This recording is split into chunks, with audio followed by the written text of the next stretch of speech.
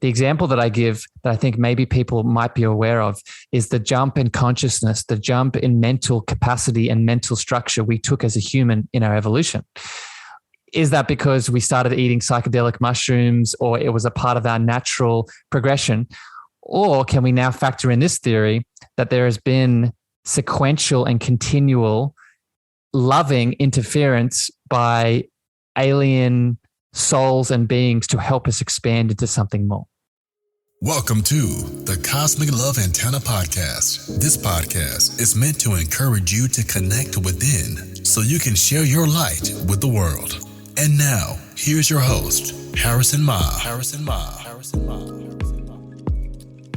Good morning, evening, afternoon, beautiful souls. Welcome to another episode of the Cosmic Love Antenna. A very special episode today. They're all special, to be honest, but today is going to be an extra deep dive into the spiritual worlds, the spiritual, deep, esoteric, very, and in many ways grounded. We're going to try and make them grounded, but in reality, it's going to be very woo. And if you've heard my voice before and you've heard the beautiful guests I have on today, you know what we're about. But let me just give a quick little intro.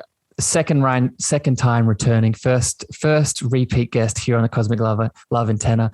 Sheryne Willson is my colleague today that we're going to be talking about all things woo with. Sheryne is a hypnotherapist. She's an Innermind Specialist. She's a coach. She's a powerful transformational space holder, much like myself, but that's not why she's here today. She's here because I was joking about this with her yesterday. She's literally the only other person in the world that I could talk so deeply and confidently about the topics we're going to get in today about. So Sheryne, welcome back, my friend.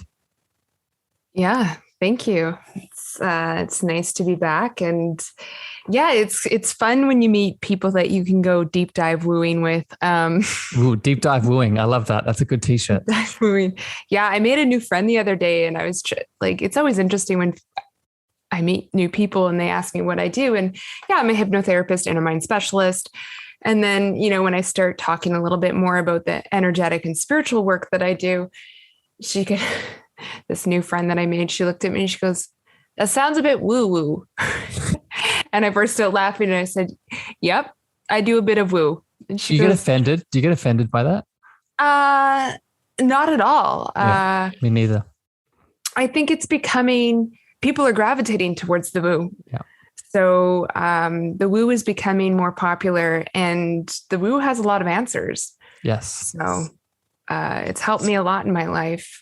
Speaking of answers, that is actually the intention of this episode today. So I'm before we get into it, I want to lay some foundation here, because we are going to get into some we're taking all the bars off, right? If you heard the last chat that we did together, Sheryne and I, we talked about entities and spiritual gifts and some of the spiritual elements.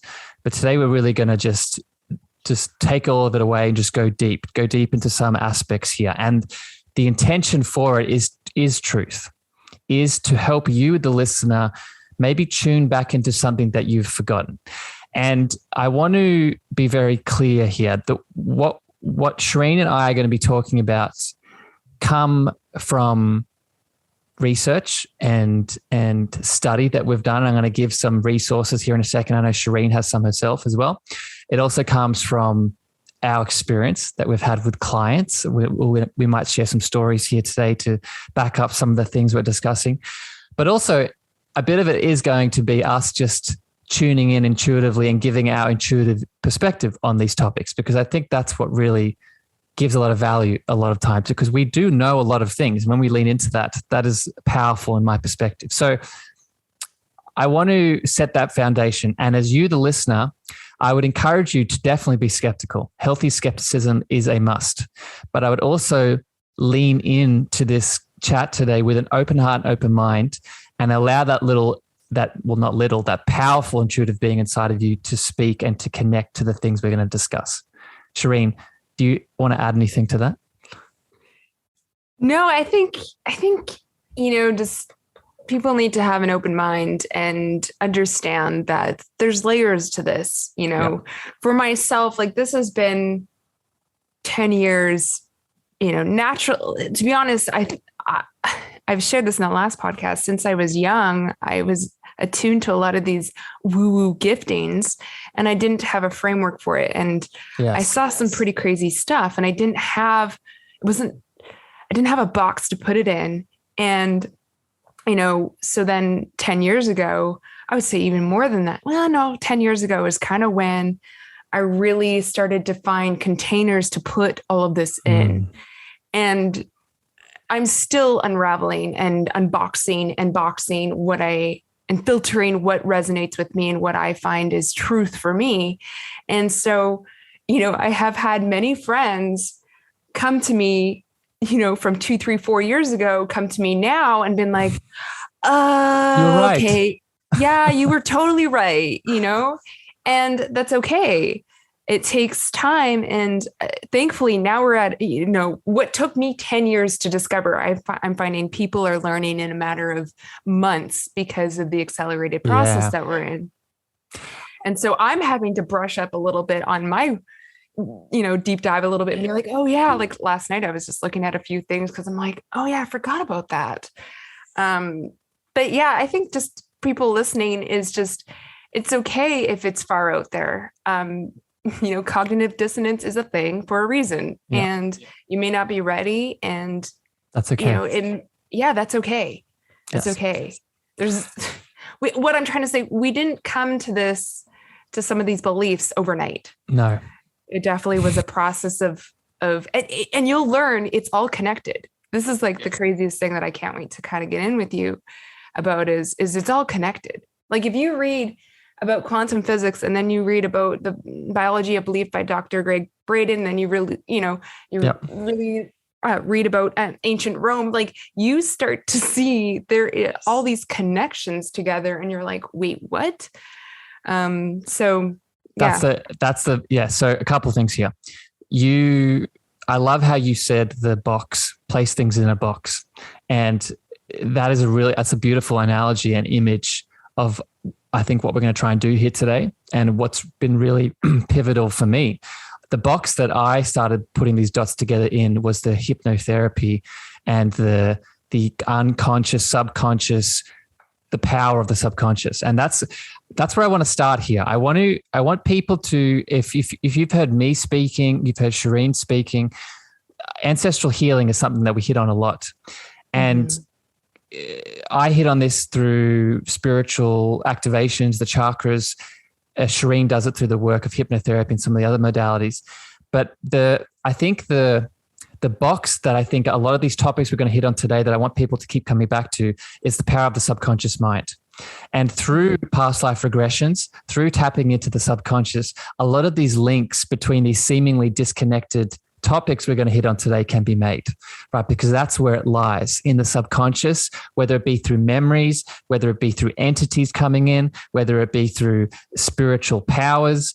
The subconscious is the thread that, in my opinion, links them all together. Do you agree with that, Sheryne?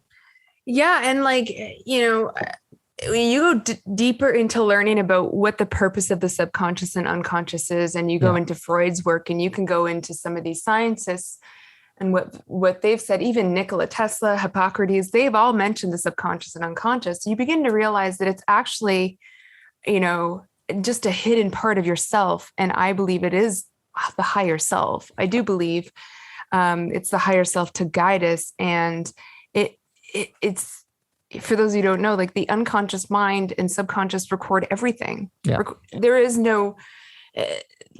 is no box for time in that. It's past, present, future, and it doesn't all in one. And it records everything. It knows everything. It also has access to everything. Yep. When you go into the quantum field or into the crystal grid, everything is not just this earth.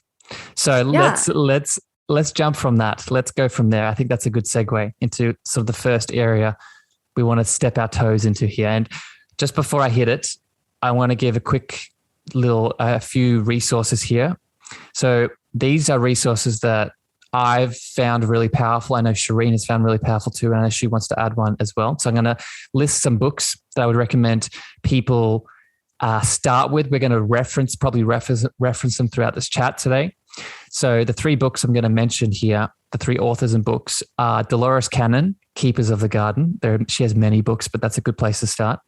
Michael Newton, The Wisdom of Souls, but he has a few books as well. I would go back and just look up the Newton Institute and Michael Newton's work as an author. A lot of work with past life regression and the life between lives. And also a very recent author that's come into my world, Anna Reitor, and her book, Krivta, The God Tricks Against the Matrix. And 3 very powerful resources. We won't go into them, but I want to place them here for you, the reader, to start bringing your awareness to. Sheryne, you had one other book you wanted to reference to, right? Yeah, I mean, there's so many here. Yes. I'm looking at my shelf, and there's a lot. And yeah, I mean, I can remember there was one called The Babylonian Times, and I can't remember the author, but that was one of the first books I read that started to blow my mind. Even I've talked to you about the Torah in the unwritten, the lost transcripts of the tablets, the Bible, the ones that the Catholic Church never put in. So the Book of Enoch, if you cross-reference it, I've shared that with you, it goes into a lot of the stuff that Dolores Cannon has mentioned, which is insane because that's a biblical text, right? Yes. Yep. And then there's another one that I just recently came across, and I'm just learning about it. It's called Earth, the Pleiadian Keys to the Living Library, and it's by Barbara Marciniak. And a lot of her work comes up with the same as Dolores Cannon, but yeah, there's many books out there, many, and many tablets, the emerald tablets even go into some of this stuff. Yeah. So, and the Book of Ra, I mean, so many. Hinduism, there's like all of them. If you start to dive deep into the religions, they all cross-reference some of this stuff. I was reading about the 144,000 last night and how many cross-references there are for that. I was like, oh, this is interesting. I went deep last night in my own woo. Preparing for this, all the little segues. All right. Yeah. So what I'll do, I'm going to put those books, I'll put those 4 books that we just referenced in the show notes for people listening. So tune into those. Let's start here now with all the foundation set, all this sort of disclaimer and this build up. Now let's go into some specific topics. So I want to start here with aliens, and specifically, just casually, aliens. Nice and light. Yeah, nice and light, but specifically starseeds. So Sheryne, I want to pass to you here first. For new people coming in, they might have heard of this word, they have heard this reference before. How would you define what is a starseed? What, in your opinion, and I'll add on if you miss anything.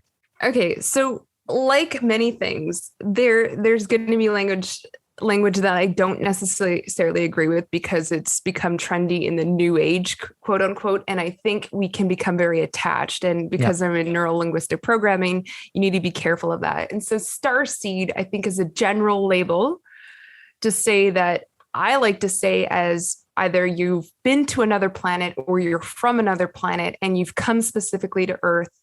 Maybe you have some alien DNA in you. To be honest, I think we all do. That's a touchy subject, but I think our DNA has been altered many times over. We'll get to that. Yeah, we'll get to that. But yeah, but specifically, you this is not your home planet. Let's put it that way. That Earth is not like your residing residence.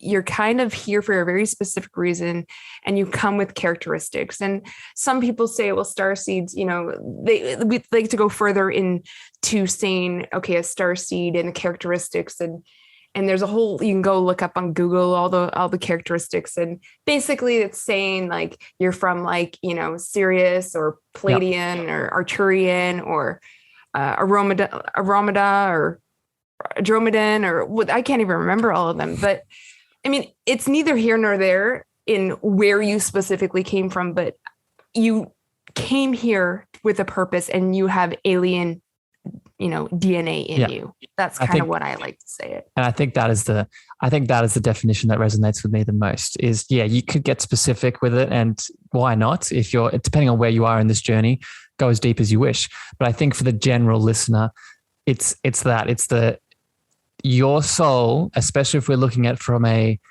reincarnation perspective of having multiple lives, which, let's be honest, if you're listening to this chat, you probably believe this, that you've had multiple, at least multiple lives on another planet in an alien being. And this is where things started to domino for me, right? So this is where things started to really align. I always used to see the alien conversation. I couldn't connect to it. I did understand it. I never sort of pushed it away. I was open to it, but something about it, wasn't connected to. But then as soon as I started realizing and experiencing and learning about the connection between, I understand that we have past lives, but the fact that we could have a past life in an alien form, of course, right? Why would that not be a possibility? And two, this would explain why so many people feel, there's many symptoms, but feel disconnected sometimes, feel like this human existence, and we talked about this last time with you, Sheryne, this human existence is a bit too much sometimes, or it's very new, or it's very extreme. So this leads to where I want to go next here, Sheryne. Okay, let's say that we are a starseed, or let's be more simple with it. Let's say that we have had past lives in alien form on other planets. In your opinion, what are some symptoms that this is a reality for our soul? I mean, it can be different with everybody. And here's where it crosses over, because you may be a starseed, but you've been on Earth so many times that you actually have become very comfortable with it. So, because I have met people that are starseeds, but they have been here so many times that they just breeze through life. They're like, yeah, I know what I'm doing, and I'm here. Sheryne, let me interrupt you here. Have they been through lives, or were those lives imprinted so they could be more comfortable? I actually believe they've been through lives. It's not just imprints. And the reason why is because they become comfortable in their body. Okay. Because the research that I've done with Dr. Michael Newton and the cross-reference with Dolores Canyon is that the main thing is starseeds tend to have a harder time integrating in the human body.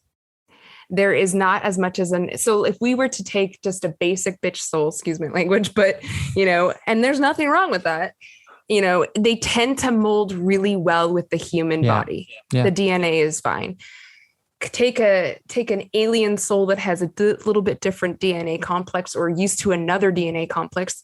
The human body is a little more difficult to integrate, and there seems to be some health issues that can collide. So that's one of the negative symptoms, I would say, is that. Other things is, feeling like this is not your home, just feeling like a lot of people have come to me feeling like I feel alone. I feel isolated. I feel abandoned. I feel like I was left, dropped off, left here. Yeah.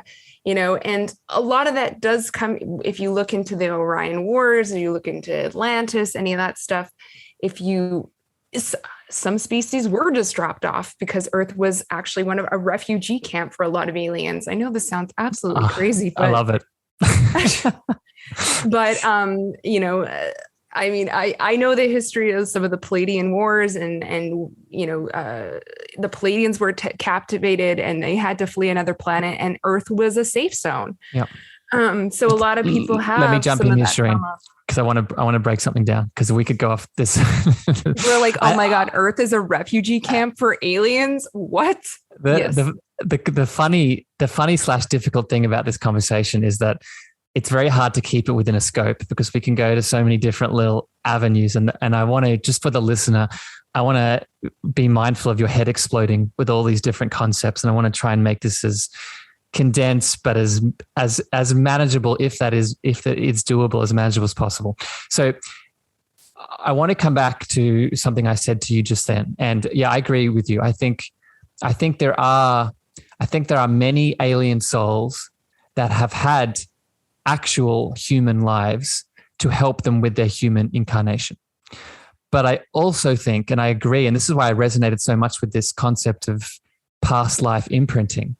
I think there are also souls, alien souls, that have had past lives that are not theirs.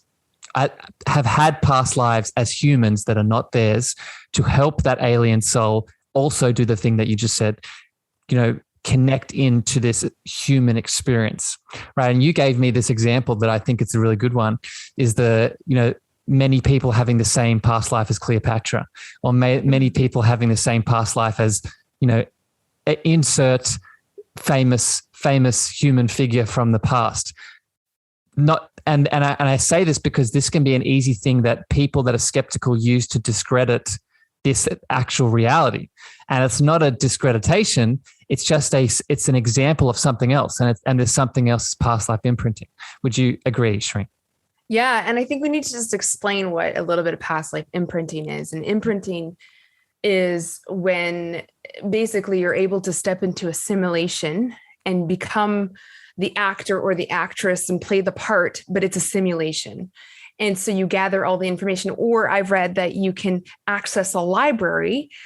So, here's the thing. If I read books about Cleopatra all day, every day, and studied her, watched videos of her and studied her and dressed like her and looked like her, I would begin to embody her identity, and I could somehow live her out without actually being her. Yes. It's like modeling to the greatest extreme, but it's imprinted on such an energetic level that you actually remember it as, I was Cleopatra in a past life. Yeah. And it's just as real. It's just as real as if you actually were Cleopatra in a past life. Yeah. I mean, I've had readers tell me that I was Cleopatra in a past life, and I just rolled my eyes. And then although I have flashbacks of being in Egypt. So I'm like, maybe, and you and I were both in Egypt at one time. So I'm like, maybe that was the case. Maybe it was an imprint. Yeah. So, sorry, I lost my train of thought. Where was I going with that? Well, no, but so we'll jump in this, Sheryne. So I just wanted to explain that for people. And if you've had these experiences, just before you push them away as not real, because someone else has had it, add this example in, and then see if that resonates for you. I want to keep going here, Sheryne, because there's so much I want to talk about, and we only have a certain amount of time. So the next thing I want to hit on is alien experimentation, and this is such a cliche. Another sort of example of a cliche theme of this world that's been pushed to the extreme into the human fear, to the point where now we're just disowning it altogether. And what I mean by that is, as soon as I said that, the alien experimentation, I'm sure many of you listening went straight to the Stephen King movie or the science fiction zombie movie where you're imagining aliens abducting you, coming up onto the ship and probing you and filling you with fear, and then erasing your memory like Men in Black and placing you back on the earth. So is that an actual reality? And I would say yes and no. So this is what I want to throw to you here now, Sheryne. And this has been really a big shift for me, is that not only is this a reality, but it's a reality that we've placed our human fears onto and actually disconnected from altogether. And what I mean by that is that it does exist, but it's the opposite. It exists for our benefit. It exists to support us. It exists from a place of love. Do you want to explain what I'm saying, Sheryne? Do you want to explain what you're saying? Because you're going, what do you mean? I think the audience is going to ask for your benefit. So if we're talking about alien experimentation, how would that be beneficial to the human race, to the human DNA? So this is now where we're going into not just research that I've read and looked into, but now my own intuitive feeling and expression of this. So I do feel that there has been and continues to be alien interference with us as a human. But to say that interference is being done for a bad reason, I think is incorrect. I feel, and again, from what I've known, what I'm intuitively sensing, there is a reason behind it. And there is a sort of support and a wanting us to expand and wanting us to evolve. The example that I give that I think maybe people might be aware of is the jump in consciousness, the jump in mental capacity and mental structure we took as a human in our evolution. Is that because we started eating psychedelic mushrooms, or it was a part of our natural progression? Or can we now factor in this theory that there has been sequential and continual loving interference by alien souls and beings to help us expand into something more? Well, I mean, that just comes along with Darwin's survival of the fittest, right? And so we can look at that at a physiological level, but we can also look at that as an energetic level. And so if you look at Neanderthals, millions of years ago, there had to be an evolution for the earth to evolve. We had to learn how to eat with a fork. We had to learn how to think and create language and all this other stuff.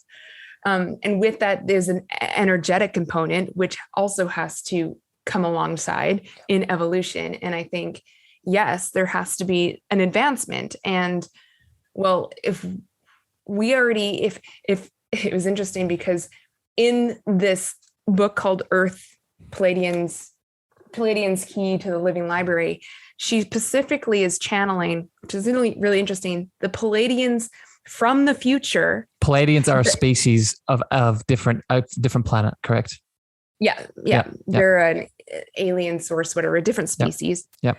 So these Palladians from a different planet are channeling to her from the future what they are experiencing in present time, and also warning her in present time what's happening. It's really interesting. And, I think, in order for that to happen, there has to be an evolution, a spiritual evolution going on inside of her. And she's probably got some alien DNA in her. Yeah. And how did the alien DNA get there? How did that progression begin? That's that's where these abductions, and I don't even like calling them, I think abductions is the wrong word. I think it's... Well, are you referring to like the very beginning with Atlantis? Because... Well, so we'll get to that.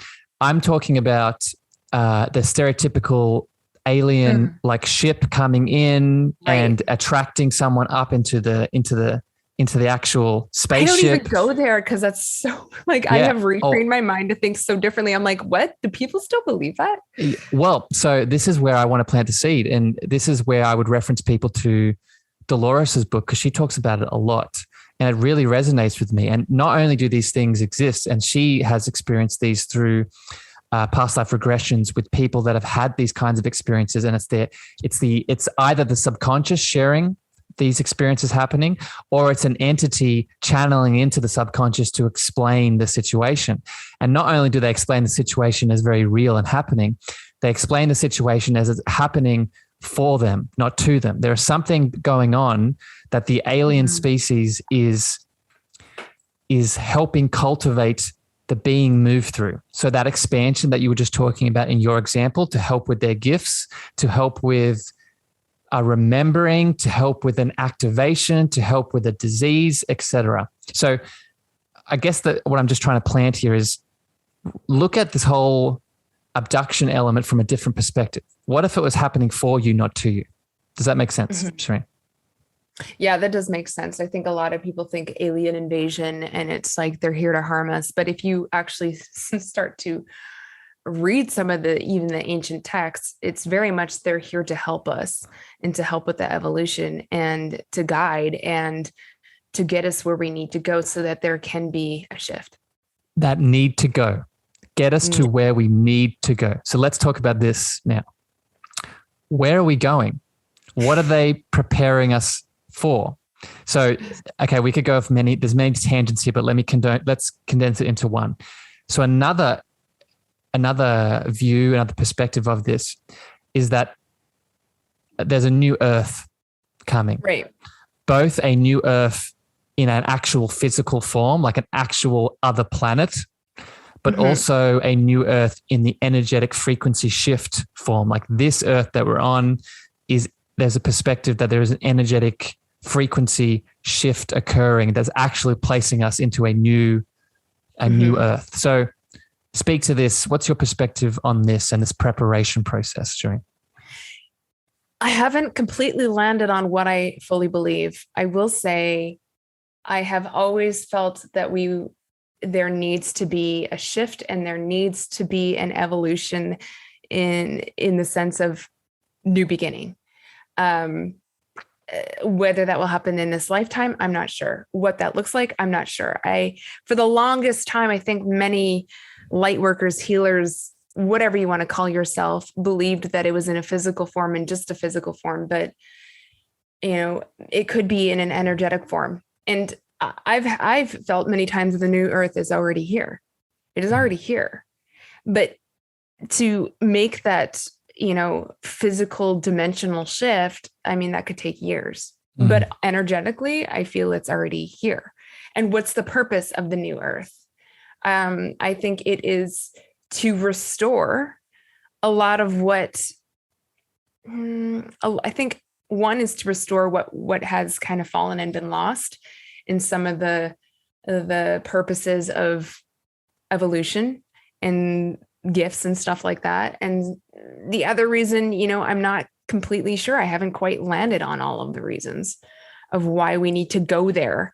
Other than I think I shared this with you the other day, is I kind of had an epiphany moment when I was listening again to Dr. Michael Newton, and he, was doing a past life regression. And this woman was like, and he was like, so after you reach, a certain level 6 and 7, and you become this council member and you become this, are you then like God?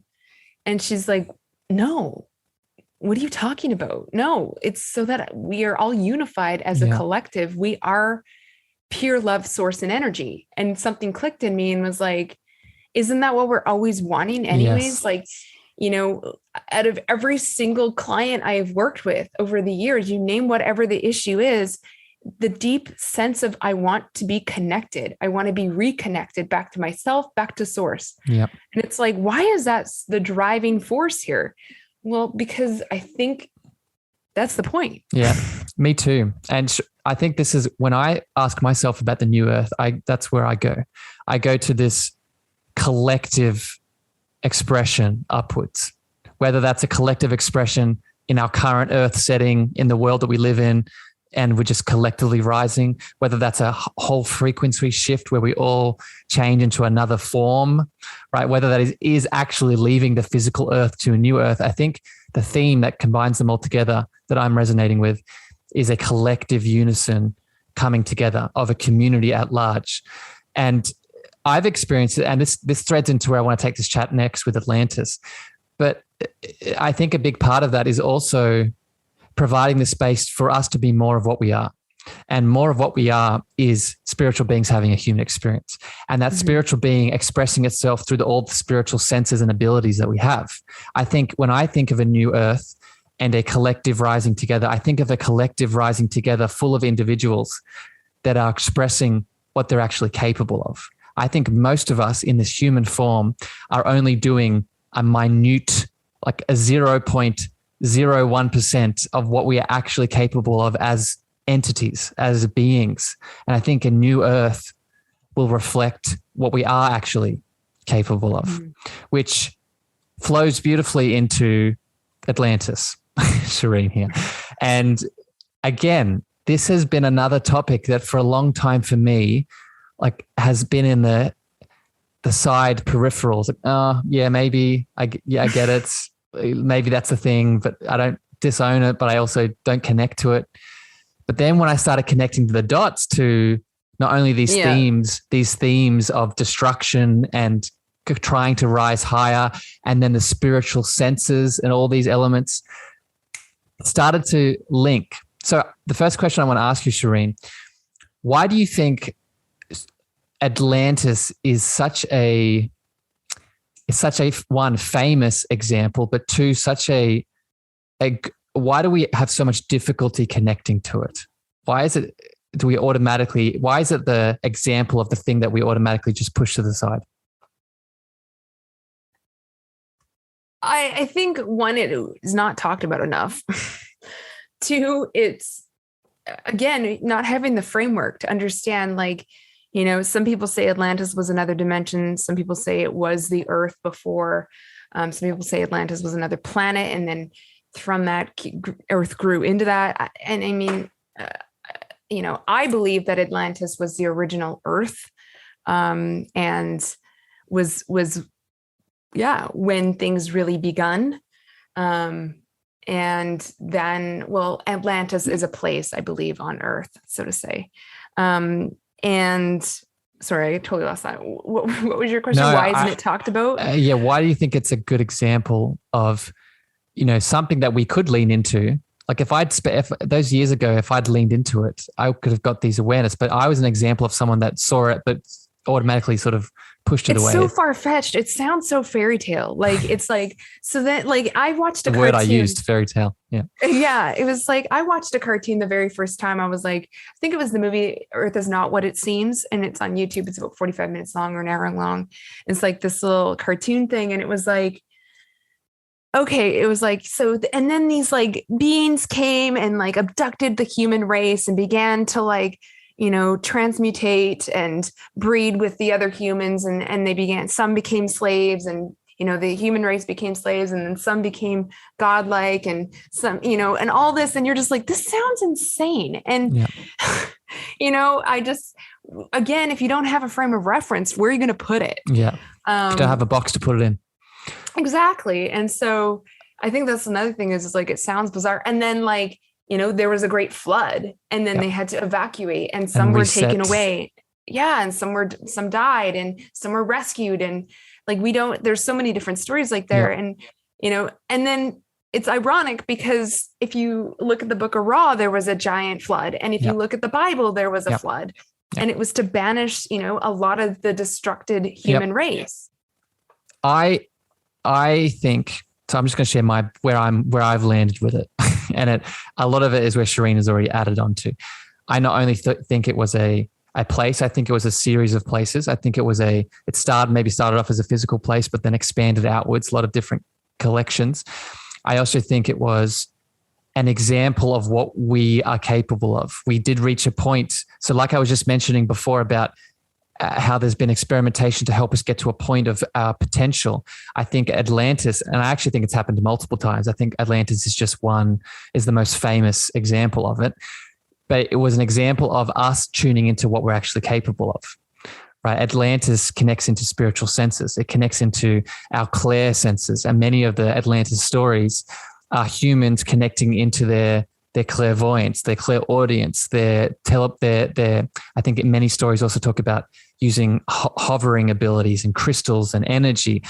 And it's an example of humans going through this cycle of getting so close to something like just expression and expansion, but then something else occurs.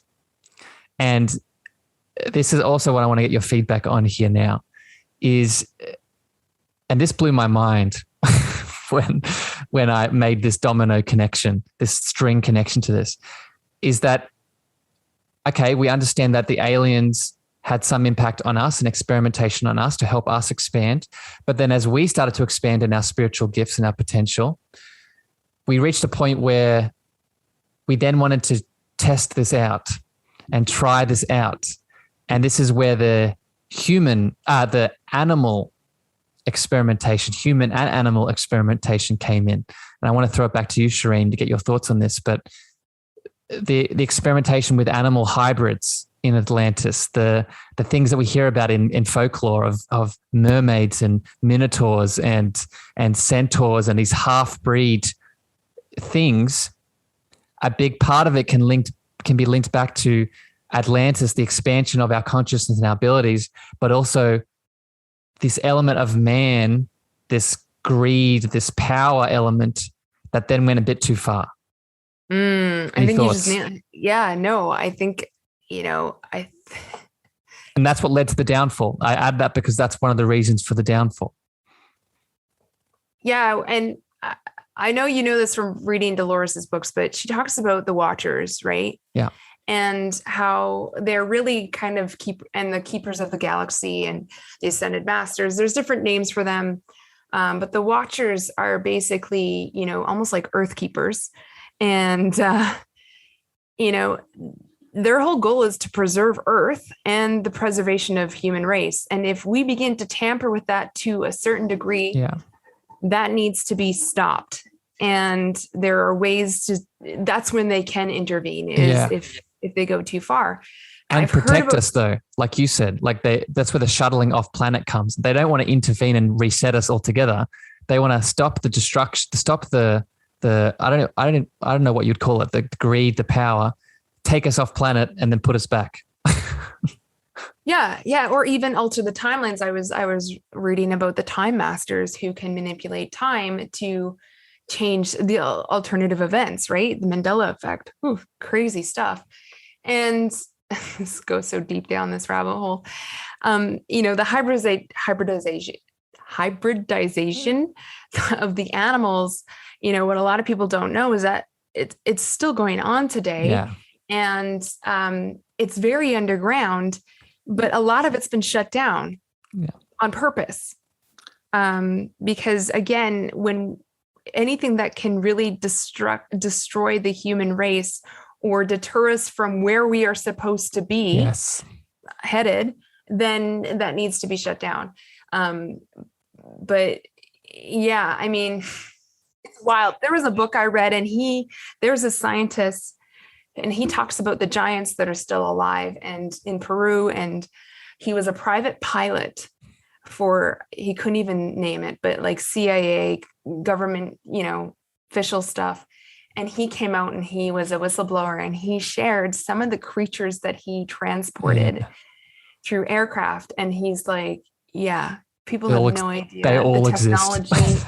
The technology and what we are capable of manipulating the DNA, and so Sheryne, this is why I think Atlantis is such an important topic for people, is for the ability to look back at what happened and to stop us from doing it again. That's why I think, this is what I want. That's the point of history, right? Yes. It's the point of teaching and learning history. And that is why I think a lot of history is being erased. Yes. Yep. Right. Yep. I agree. And if you're a listener tuning into this with this Atlantis topic, I know we're in it now. So if you're still with us, you're going to keep going. But I just want to remind you with the Atlantis pieces, hold that in your heart and look at it and look at the trends now. Look at both the suppression of the spiritual gifts. Look at the animal hybridization. Look at the reaching for power, and then what happens when we reach for that power if we don't handle it with grace and love, right? It's the recycling. But also, and I'll just add this in here and we'll keep it flowing, but just to be mindful, you asked me this question the other day, Sheryne. You asked about, what do you think is going to happen in Europe? What do you think is going to happen with all things, Russia and everything that's going on in the world at the moment? And I connected to these events. And I think, yes, there is a potential that there is some actual destruction. But based off, when I look at these past events, I look at the trend of what happens, there may be physical destruction, but the people that are really, stay in their heart space and are really trying to make change, I don't think will be lost. Does that make sense, what I'm saying? Yeah. And I like to point out is that from what we are being seen, it is destruction, right? From what we are being shown, it is destruction. But how do we know what's really going on, right? How do we know what's really happening? And I think we need to be mindful of that because here's the thing. If I was to walk in on a pregnant woman giving birth and I had no concept of birth and pregnancy and labor and any of that, I would think somebody is killing her. And I would be like, this woman needs help. Someone needs to stop this. So we need to keep in mind what birthing looks like and what rebirth looks like and what is the purpose of destruction. And a lot of it is to rebuild. And I'm not saying that, I don't care about if people are being harmed or not. It's just, we need to have an understanding. And again, how do we know it's destruction? Yes. How do we know? Yeah. They could be forming behind the scenes an alliance or setting up for the new earth. And we need to be careful not to go down the rabbit hole of fear. This is working against us. Like you said in the beginning, it's actually, what's meant to happen. I was watching a YouTube video last night, and the timeline for Earth, we can go off the timeline, but we will merge back into it where we are supposed to go. We will. And you can't change that, right? Yeah. You can't, I can color my hair. I can move all over the country. I can move all over the world. I can change my career 100 times, but I will never change my divine path and purpose of me, which is like, I'm meant to be a healer. Yeah. And so the Earth is meant to be a school of teaching and evolution. So no matter what happens, it's going to maintain that path. So we need to like almost, be more objective when looking at world events and understand we're still on the right path. Yeah. I love it, Sheryne. And just money, gods, and all. Yeah. Just to be clear with people listening, this is not me and Sheryne here justifying the actions taken by certain governments and the suffering of Ukrainian people. Of course, we need to be there, support them, help them, give them the love that they deserve to have.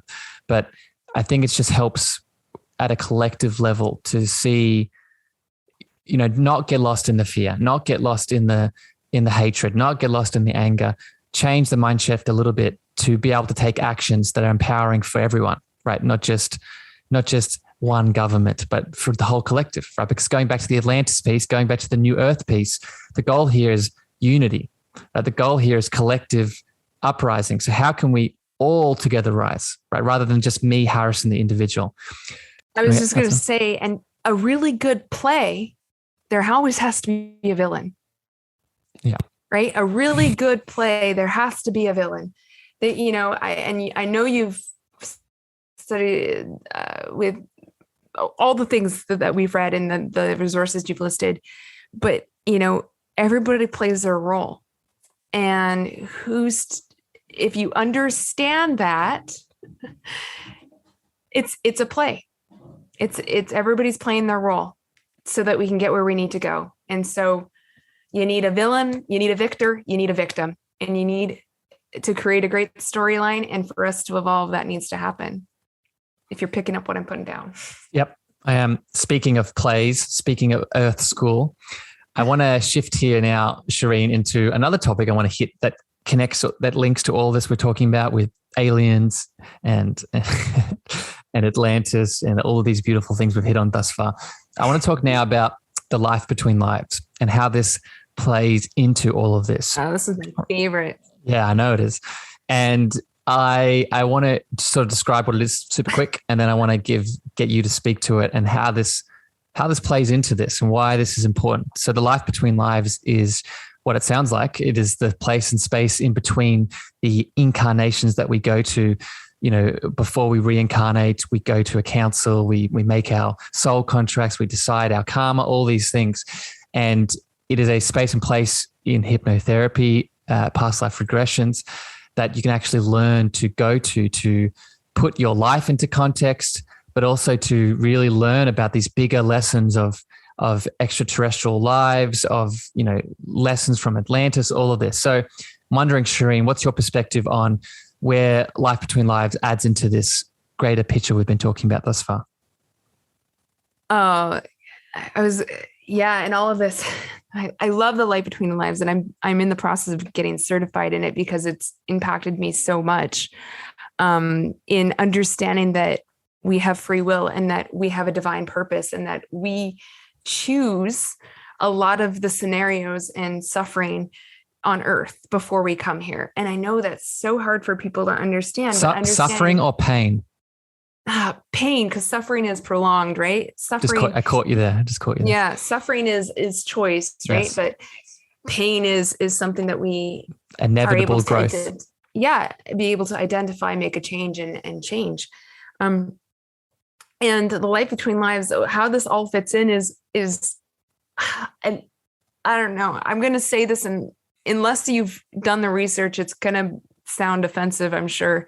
But, I think of if there is war going on and people are being harmed and there are bombs and death and stuff, I think, wow, they sure chose what an interesting path they chose. And I'll back up, because in the life between lives, when you're in the spirit world, you get to decide coming to Earth what you're going to play out and who's going to play a part in what.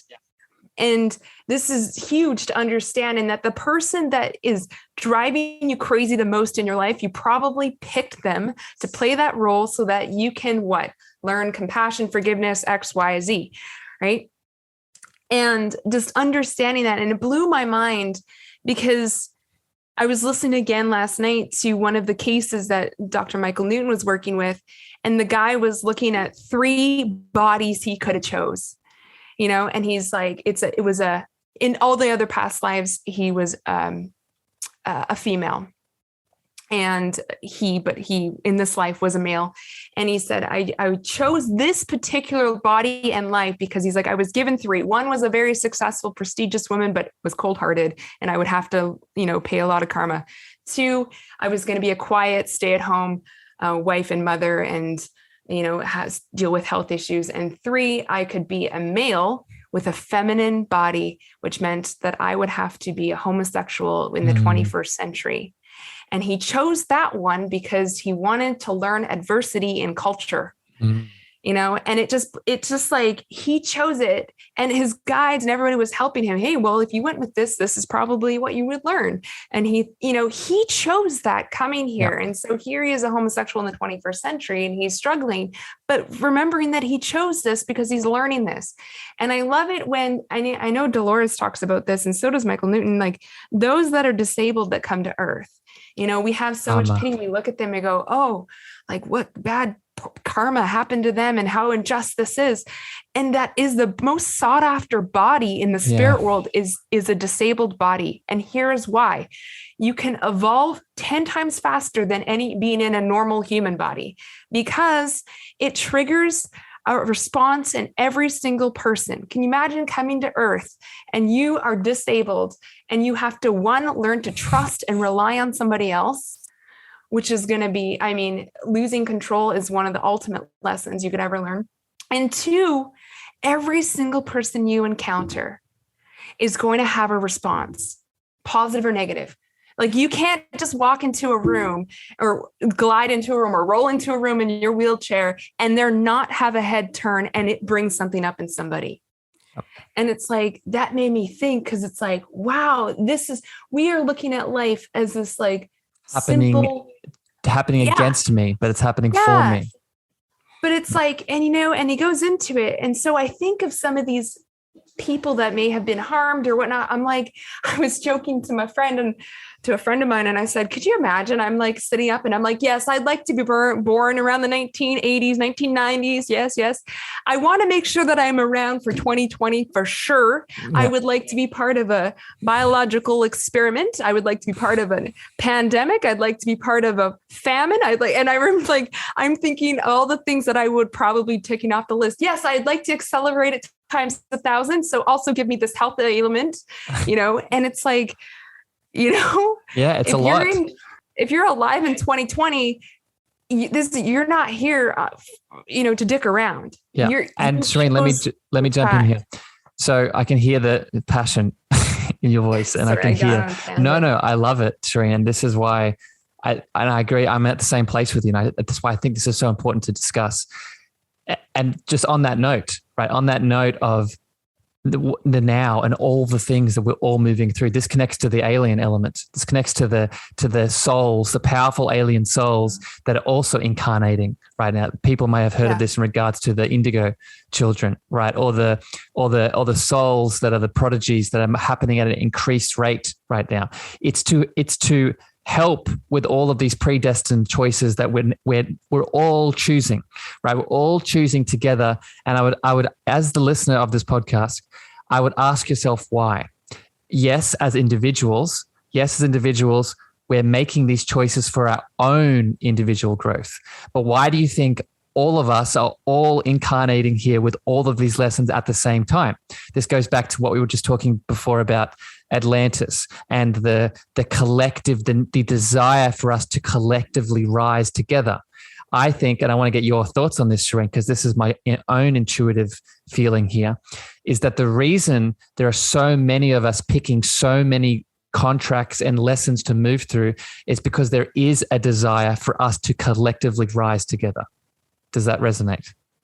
And we are in an accelerated time, right? Like, and I think here's the other thing that came to me is if the new Earth was to go to another planet, it's going to have a vibrational frequency where you need to be aligned with it.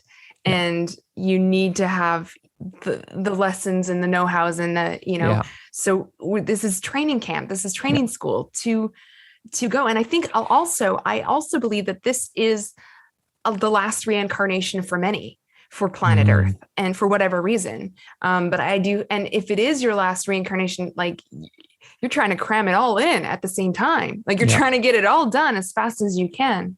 But on a collective scale too. And more, people are volunteering to come back here to help with the evolution, to help with the consciousness, to help the collective move along. I think it's all interwoven. It's funny because I was watching, if you just look at the younger generation, I'm like, oh my gosh, like what is coming into Earth? Like, but they have to be more advanced. They're so smart.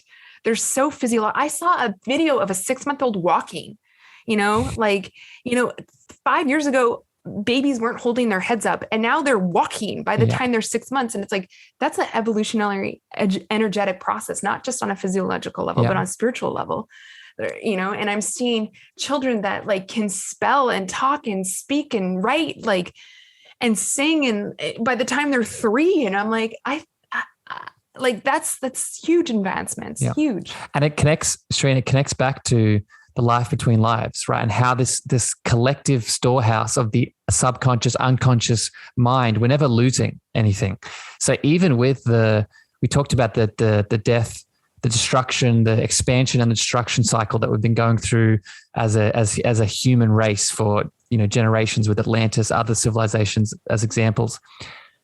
But all of the information, while we physically feel like we've lost it with the physical books and the physical examples and the physical, recordings, there is this subconscious storehouse that we can access in the life between lives that is always recording.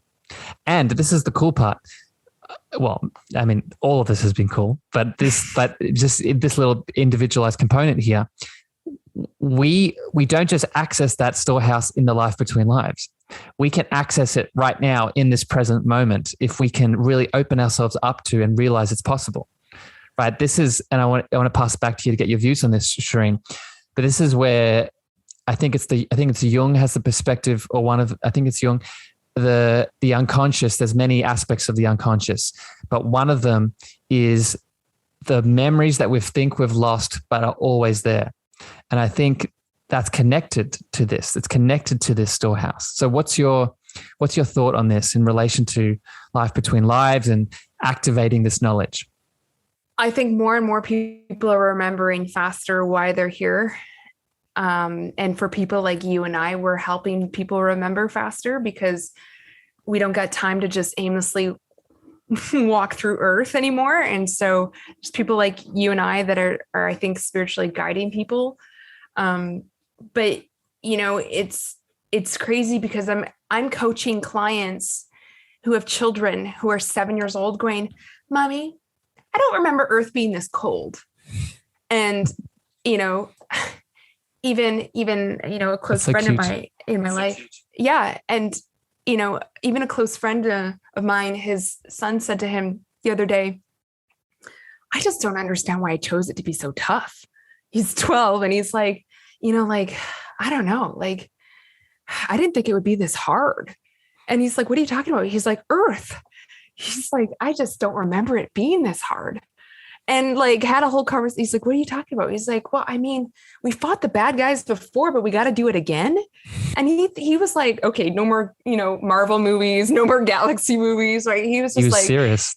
But no, like, and I'm having to coach clients, children through this now because it's like that remembering is needing to happen. And like you said, you don't have to have a life between life hypnotherapy session, to remember that. Cause I mean, I'm having flashbacks daily now about this and this. Oh, well, that makes sense. And I'm able to connect the dots now that I've, tapped into that ability and have the framework too. Because I think that's a lot of it too, is people don't even have the framework. Yeah. If I go to the Amazonian jungle and hand them a cell phone and say, use it to call somebody, they wouldn't even know where to begin. But if I teach them, oh, this is a device that you can use to call. Oh, well, now that they have access to the remembering of what technology is. Yeah. And so it's the boxes, going full circle to what we talked about. We're giving people framework and concept and language so that they can, resonate and remember. I think it's important. But then again, the past life regressions, they do help. They have helped me. I mean, they were a huge part of my journey. Well, Sheryne, let's talk about this now, because this is where I want to sort of bring all this together here now. And I want to share one little experience here, then get your feedback on this. I think for everyone listening to all the things that we just talked about, it's a lot, right? And the idea with this podcast, again, was one, to just share some things with you, to see how it resonates, see how it feels for you, see if anything comes up around it, but also to start putting the dots together with all these seemingly disconnected, isolated pieces. Because for me, that's been the most empowering part, is to see how it all connects together into this bigger picture for me as the individual and the collective that I'm a part of. And I want to sort of wrap this chat up now, Sheryne, with things that we can do. Things that we can do that, okay, let's say that I'm the listener, I just tuned into this podcast and I really resonated with the alien stuff, or I really resonated with the Atlantis stuff, or I really resonated with the life between lives. I want to end here with some tips for people about, okay, how can they lean more into this? And the first one I would say is, one, do some research. I think those books and those resources that we shared at the start are a really good, powerful place to begin. Two, and this is the example I want to share. I had a client a few days ago and she was just going all in. She was getting light language downloads. She was sharing about these races that were coming in, these entities. She was then using those energies to take action on her business plan. And she was getting, her chakras were opening up, and all of it was occurring. And the thing that shifted it for her, that I noticed, was purely the space that was created for her to be just herself. And I think that is a powerful step in itself for people to hear. Is if you're listening to this, I would encourage you to find a space and place where you are seen, right? Where you can talk about these things and not be ostracized as that crazy witch or man or person that thinks crazy, esoteric, woo-woo, excuse the language, bullshit. So, Sheryne, what are your thoughts on this? What do you think are some tips and things people can do to lean into more of this, just this expansive universe that we live in? Yeah, I think definitely creating the space and finding people that are a little bit more knowledgeable, like finding a spiritual mentor is great, because people can get stuck on some of this stuff. And we talk about labels all the time, and it's no difference than you diving deep in the DSM and you're coming out and you're like, okay, I have OCD, ADD, all these things and blah, blah, blah, blah, blah. It's like, I have seen so many clients go deep down and they're like, oh yes, this makes so much sense now. Like, oh, so I never have to eat again and I can just fly through life and I don't need to make money because I'm an alien. And I'm like, okay, like, so one, be open-minded. Don't attach the labels, even if it resonates. Like one client's like, oh, I'm an indigo. That's why I am the way I am. Maybe, that could be the way, it could be one of the reasons why you are the way you are. But don't lose sight of the bigger picture is, okay, and you are here at this time to help with Earth. In a physical body that has physical needs. Yes. And I think that's huge, is for people to understand, okay, yes, you're connecting with your soul self, your spirit self, and you're beginning to realize that you are an alien or, a soul being coming to life and remembering your history. That's great. And you chose to be here on this planet at this time in a human body. So yes, you still need to play nice with your neighbor. Yes, you still need to, You still need to make friends with, or have healthy relationships. There's still things you need to learn. So that's kind of my caution, but, absolutely finding a spiritual mentor that can help you sift through it was great. I had a great spiritual mentor. She didn't tell me anything. She'd let me come to her and I'd be like, okay, so Atlantis. And she'd be like, yes. And she would just listen. And I'm like, and this, and this. And she goes, what do you think? And I'm like having like you said, having someone to hold the space where you can go, yeah, I believe that. No, I don't believe that. Yeah, that resonates. Yeah.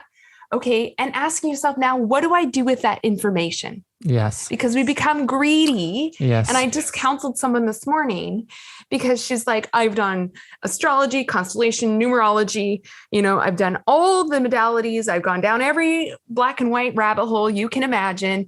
And what is wrong with me? And I'm like, you lost sight of the vision. Yeah. Right. It is not so that you can figure out what's wrong with you.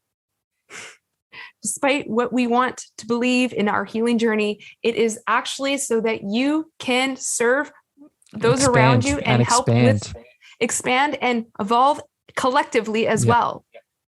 And so don't get the tunnel vision of getting stuck on yourself and allowing that ego to trip you up in like, oh, well, it's because I'm an alien and I have karmic and, my mom was a past life. Like we can go into all these things, but if that's not helping you grow, what's the point? Yeah. So, drop the labels, drop the stories, and make sure that you're seeing the big picture. And it's holistic too, Sheryne. It's this spiritual side of us.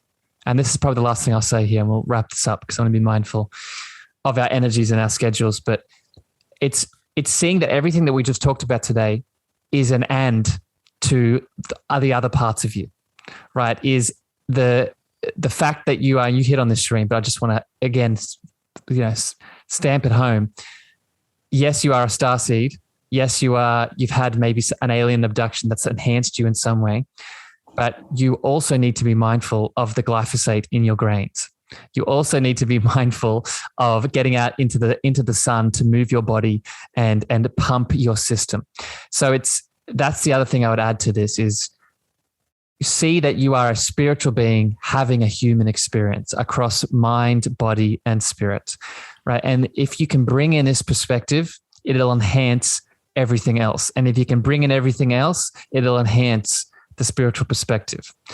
And one final thing here, and this is where I've noticed I've run into troubles in my personal journey. I just want to share it, is be careful of people that take advantage of this kind of knowledge, because this is so strange and not commonplace. And I want to see if you agree with this, Sheryne. I think there are a lot of people out there that can, maybe with their best intentions, and maybe there are people that don't have best intentions, but I think there are people out there that can skew this sort of information, add in their ego, and use it to take advantage of you as the individual. Does that make sense what I'm saying? Yeah. Yeah. And here's my advice with that. I 100% agree. And here's my advice. If for those that you are learning from, if they are telling you everything and what to do, they are not a spiritual mentor. Mm. If you read Dolores's books and if you read Newton's books and you hear about, the purpose is not to know everything. Yeah.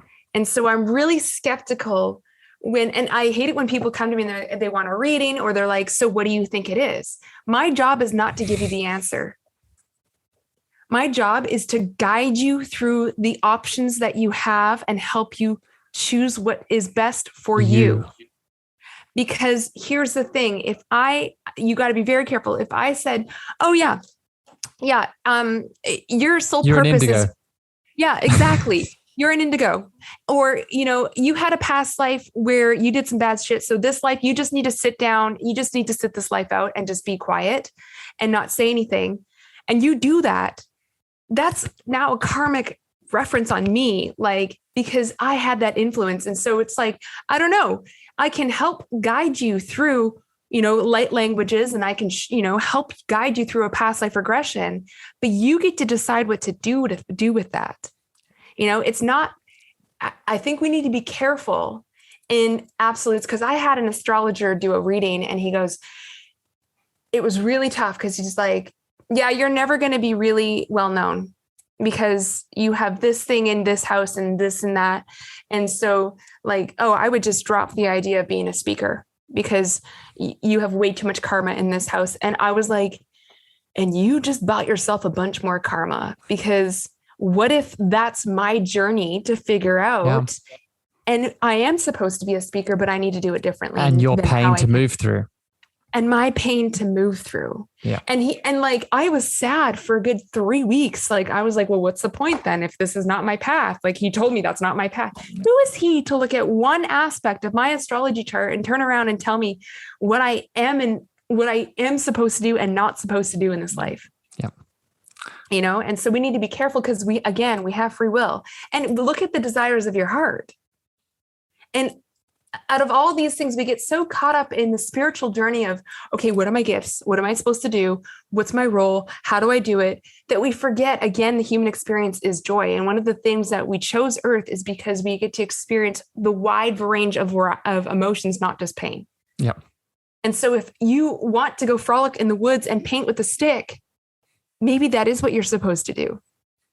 Maybe that is enough, that you're an anchor, that you know, just you being connected to nature is enough. Maybe not. I don't know. That's not for me to say. And so just being careful for those that are going down these rabbit holes, like you just said, and who they're latching onto that are taking advantage of you. Yeah. You know, and that is why I stopped doing really specific readings for people. Yeah. Me too, Sheryne. I hit that same wall because it's, yeah. And I want to wrap it up here, Sheryne, because I need to run and you need to run. But I think that point, right, especially with this kind of work, the best, and I've said it before, and it's the reason that this podcast is called The Cosmic Love Antenna, because you have all of the answers inside of you. Yes, we need help sometimes to get back to those answers, but the best coach, the best therapist, the best doctor, the best external mentor and guide is the one that's walking you back home to those truths, not projecting their truths onto you, right? They're there to guide. They're there to create the container. They're there for your energy to flow. But at the end of the day, it's you coming back to that truth, right? And that truth will bubble up. It'll bubble up and it will start giving you little like peeks through and shine through, telling you, does this feel good or does this not feel good? And based off that is where your choices need to be coming from. Sheryne, we did it. We talked about all the things. I'm very surprised. We did it. I thought we were going to go even more woo-woo, so I'm really surprised. That's part 3. We'll keep it going. I would love to hear feedback. Beautiful listeners, if you've really enjoyed this conversation, you got a lot out of this. If it resonated with you, even if it didn't, give me some feedback, give me some love, leave it in the reviews. Reach out to me on all the socials. We'd love to hear insight. We'll do another episode regardless, but we can build these episodes based off what you need. But Sheryne, I love you very much. Thank you for joining me in the woo-woo world. I'll see you soon. I'll talk to you soon. Beautiful souls out there in the listening lounge. We love you unconditionally. We wish you a wonderful evening, morning, afternoon, wherever you are in the world. We'll see you next time on the Cosmic Love Antenna. Bye, everyone. Thank you for listening to the Cosmic Love Antenna podcast. We hope you enjoyed. Be sure to follow Harrison on Instagram, Twitter, and Clubhouse at Harrison Ma. That's Harrison, MEAGHER.